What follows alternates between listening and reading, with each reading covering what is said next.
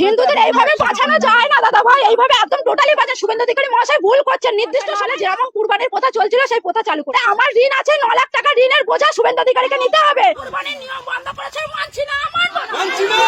রাজ্য সরকার কুরবানির নিয়ম বন্ধ করেছে, মানছি না, মানব না। মানছি না, মানব না।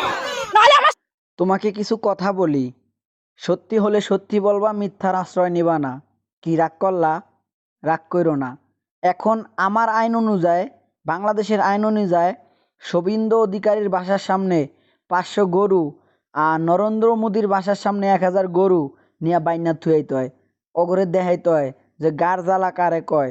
এই যে মহিলা 15-20 লাখ টাকা ঋণ, এই ঋণ কেমনে শোধ করব, এই গরুর খাওয়ান কেমনে দিব, এটা যে বন্ধ করছে, বন্ধ করার আগে তো হ্যাঁ খাওয়ার ব্যবস্থা করা উচিত ছিল।